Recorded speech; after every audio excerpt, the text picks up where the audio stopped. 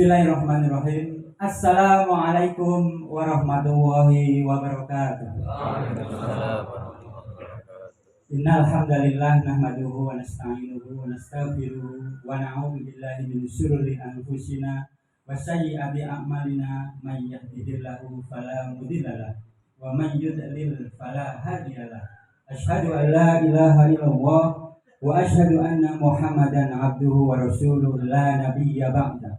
Allahumma sholli ala sayyidina Muhammad wa ala ali sayyidina Muhammad. Amma ba'd.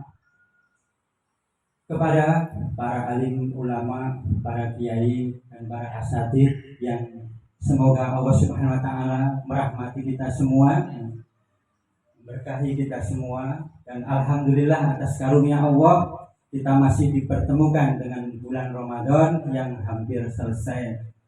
Bulan ini adalah bulan berkah, bulan Al-Quran, dan tentunya bulan perjuangan. Sungguh banyak orang yang berharap sampai di bulan mulia ini, tetapi ajal telah menghampiri sebagian saudara-saudara kita, termasuk saudara kita Kiai Mustaqim, yang semoga Allah memberikan husnul khatimah. Amin. Karena itu di bulan ini banyak sekali, bahkan kaum muslimin seluruh dunia ini berinteraksi dengan Al-Quran. Jadi karena Al-Quran berfungsi sebagai pedoman hidup yang lurus bagi umat manusia agar hidup selamat dunia dan akhirat. Allah Subhanahu wa taala berfirman di dalam surat Al-Kahfi ayat 1 dan 2. A'udzubillahi minasyaitonir rajim. Alhamdulillahilladzi anzala 'ala 'abdihil kitaba wa lam yaj'al lahu 'iwaja. Qayyiman liyundhira ba'san shadidan min ladunhu wa yubashshirul mu'minin alladzina ya'maluna sholihati anna lahum ajran hasan. Segala puji bagi Allah yang telah menurunkan Al-Quran kepada hambanya dan tidak ada kebengkokan padanya. Jadi Al-Quran ini adalah lurus, jadi tidak ada yang bengkok satupun. Tentunya apa? Sebagai bimbingan yang lurus untuk memperingatkan agar siksa yang sangat pedih dari Allah Subhanahu wa taala, dan tentunya memberikan kabar gembira kepada orang-orang mukmin yang mengerjakan kebaikan bahwa mereka akan mendapatkan balasan yang baik. Hadirin al-ulama al-asatidz yang dirahmati oleh Allah, sehubungan dengan Al-Quran tersebut, maka hadirin yang sama-sama mengharap ridha dan ampunan Allah, marilah kita renungkan kembali kewajiban kita terhadap Al-Quran. Tentunya paling sedikit ada 5 kewajiban kita sebagai orang beriman terhadap Al-Quran. Yang pertama, membaca atau at-tilawah. Mengapa kita wajib membaca Al-Quran? Ya, karena Al-Quran adalah pedoman hidup kita dan berpahala jika membacanya. Bahkan Allah Subhanahu wa taala berfirman, "Utlu ma uhiya ilaika minal kitabi wa aqimis shalah. Inna sholata tanha 'anil fahsya'i wal munkar wa la dzikrullahi akbar." Yang artinya, bacalah kitab Al-Quran yang telah diwahyukan kepadamu Muhammad dan laksanakanlah sholat. Sesungguhnya sholat itu mencegah dari perbuatan keji dan mungkar. Dengan mengingat sholat atau mengingat Allah itu adalah lebih besar keutamanya dari ibadah yang lain. Surat Al-Ankabut ayat 45. Hadirin rahimakumullah, karena itu membaca Al-Quran dengan benar adalah fardhu ain atau wajib untuk setiap muslim. Kemudian kewajiban kita yang kedua adalah mempelajari Al-Quran dan menghafalnya. Mengapa Al-Quran wajib dihafal? Pertanyaannya, mengapa Al-Quran wajib dihafal? Sebab apabila tidak dihafal, tentu akan sulit untuk mengamalkannya di dalam perintah wa aqimis shalah. Misalnya ketika kita sholat, tentu harus hafal, yaitu surat Al-Fatihah ataupun surat-surat pendek yang lainnya atau surat-surat pilihan. Jadi memberikan kemudahan kepada kita, yaitu dengan faqra'u ma tayassara minal Qur'an, yaitu bacalah yang mudah di dalam Al-Qur'an. Tapi bagi yang mampu menghafal keseluruhan Al-Qur'an, alhamdulillah, masya Allah. Tetapi bagi kita yang belum mampu, kita coba sedikit-sedikit. Hadirin al-ulama, para kiai dan asatidz yang dirahmati Allah, kewajiban yang ketiga adalah mengamalkan Al-Qur'an. Jadi Allah Subhanahu wa taala berfirman di dalam surat An-Nur ayat 1, A'udzubillahi minasyaitonirrajim, suratun anzalnaha wa faradnaha wa anzalna fiha ayatin bayyinatin la'allakum tadhakkarun. Jadi yang artinya inilah suatu surah yang kami turunkan dan kami wajibkan menjalankan hukum-hukumnya. Jadi seluruh kaum muslimin disuruh menjalankan hukum-hukumnya secara kafah, seperti yang tadi disampaikan oleh Yai Ainur Rafiq, bukan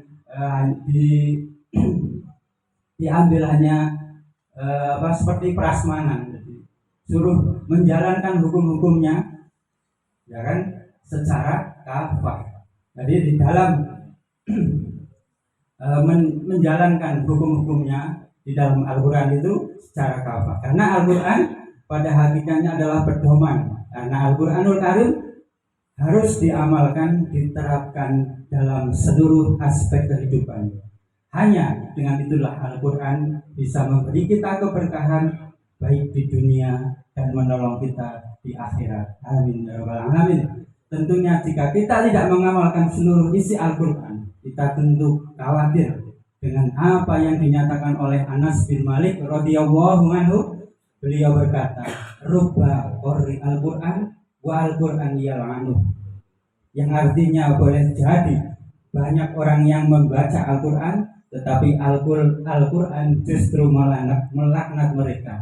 Tadi juga disampaikan oleh Kiai Ainur Rafiq. Jadi bukan hanya kita itu suruh membaca, tapi suruh mengamalkannya. Jadi inilah peringatan keras kepada seorang muslim yang suka membaca Al-Quran, tetapi dia tidak mau mengamalkan isinya. Dia membaca ayat Al-Quran yang mengandung sejumlah larangan, tetapi ia justru melanggar larangan-larangan tersebut. Al-Quran melarang riba misalnya, ya kan? Tetapi ia malah biasa melakukan muamalah atau transaksi yang berbasis ribawi. Bahkan pemerintah kita ini yang memfasilitasi bank-bank konvensional. Faktanya kan seperti itu. Jadi seharusnya Al-Quran itu melarang ribawi, tetapi malah pemerintah sendiri yang memfasilitasinya. Al-Quran melarang bentuk segala kezaliman, tetapi ia malah sering berbuat zalim. Bahkan penguasanya juga ikut berbuat zalim kepada rakyatnya. Al-Quran melarang mencuri, menimbun minyak goreng, ya kan? Menimbun harta, korupsi, suap menyuap, tetapi ia justru menjadi pelakunya. Dan sebaliknya, Al-Quran memerintahkan kepada kita untuk mengamalkan dan menerapkan semua syariahnya secara kafah, tetapi kita malah mengambil syariah lain yang notabene buatan manusia, baik itu terkait muamalah, kesehatan, politik, pemerintahan, sosial, budaya, sebagaimana yang terjadi hari ini. Mereka tidak mengambil apa yang diturunkan Allah. Hadirin al-ulama asatidz yang dirahmati oleh Allah, kewajiban yang terakhir adalah yang keempat dan kelima adalah mensyiarkannya dan mendakwahkannya. Karena termasuk kewajiban mendakwahkan adalah bukan hanya dalam hal ritual ibadah, tapi mendakwahkan khilafah itu adalah kewajiban. Karena ajaran khilafah ada dalam Al-Quran. Khilafah adalah ajaran Islam di bidang pemerintahan. Jadi kaum muslimin harus berupaya dan berjuang, bukan malah ikut menolak, ikut menentang, bahkan ikut menyembunyikan. Karena apa? Para al-ulama ini harus di garda di terdepan, bukan malah menyembunyikan apa yang sabdakan oleh Rasulullah SAW. Seharusnya masyarakat ini lebih khawatir tentang kapitalisme, sosialisme, dan komunisme. Jadi sampaikanlah, jangan menyembunyikan, karena Allah Subhanahu wa taala melaknat orang yang menyembunyikan kebenaran dan petunjuk yang Ia turunkan. Allah Subhanahu wa taala berfirman di dalam surat Al-Baqarah ayat 159, A'udzu billahi minasyaitonir rajim. Innal ladzina yaktumuna ma anzalna minal bayyinati wal huda min ba'di ma bayyanahu lin-nasi fil kitabi ulaika yal'anuhumullahu wa yal'anuhumul la'inun, yang artinya sungguh orang-orang yang menyembunyikan apa yang telah kami turunkan berupa keterangan-keterangan dan petunjuk setelah kami jelaskan kepada manusia dalam kitab Al-Quran, mereka itulah yang dilaknat Allah dan dilaknat pula oleh mereka yang melaknat. Hadirin rahimakumullah, Ramadan yang kali ini adalah kita berkumpul di sini adalah bulan Al-Quran, bulan berkah dan bulan perjuangan. Karena itu sejatinya bulan Ramadan dijadikan oleh kaum muslim sebagai momentum untuk kembali membumikan Al-Quran dan berjuang demi tegaknya hukum Allah. Maka para ulama menyebut orang-orang yang memperjuangkan hukum Allah di muka bumi ini, para hadirin ada yang tahu? Orang sebutan para ulama yang menyebutkan para pejuang yang ingin menerapkan syariat Islam, sebutannya adalah al-hafiduna li hududillah. Takbir. Allah. Jadi siapa itu al-hafiduna li hududillah? Mereka adalah sekelompok orang yang berjuang menegakkan dan melaksanakan perintah-perintah Allah terhadap diri dan masyarakatnya.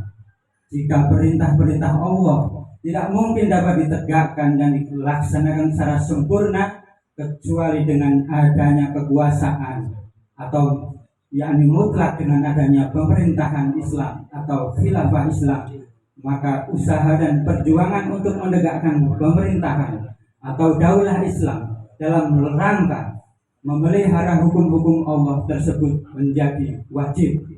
Jadi kehidupan para pengemban dakwah, pejuang syariat dan khilafah dalam upaya memelihara hukum-hukum Allah ini harus berada di dalam dua landasan yang berimbang. Yang pertama, hendaklah ia menegakkan dan memelihara hukum-hukum Allah tersebut di dalam diri dan di rumah tangganya semaksimal mungkin.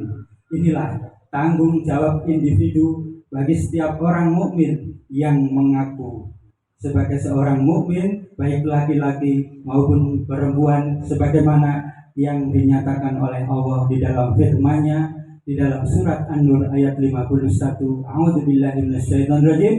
Innama kana qaulal mu'minina idza du'u ila Allahi wa rasulihi liyahkuma bainahum ayyaqulu sami'na wa ata'na. Jadi hanya ucapan orang-orang mukmin yang apabila mereka diajak kepada Allah dan Rasul-Nya agar Rasul memutuskan perkara di antara mereka, mereka berkata, kami mendengar dan kami taat, sami'na wa ata'na. Dan mereka itulah orang-orang yang beruntung.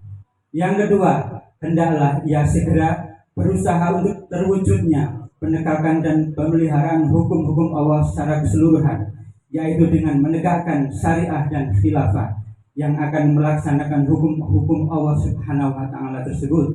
Ini merupakan kewajiban dan tanggung jawab amal jamaah yang tidak akan gugur kewajibannya dari pundak setiap muslim, sehingga terwujud apa yang menjadi sasaran dakwah, yaitu tegaknya hukum Allah dan kita diwafatkan atau diberikan kemenangan. Takbir. Allah. Kita diberikan kemenangan atau akan diberikan husnul khotimah. Takbir. Allah. Nah, hadirin al-ulama al-asyadid yang dirahmati Allah, mungkin ini yang bisa kami sampaikan. Mohon maaf atas kekurangan atau kelancangannya. dan mudah-mudahan Allah Subhanahu wa taala memberikan rahmat kepada kita semua di dalam acara ini yang akan dilanjutkan oleh Ustadz Yahya Hussein. Saya akhiri dengan billahi taufiq wal hidayah. Wassalamualaikum warahmatullahi wabarakatuh.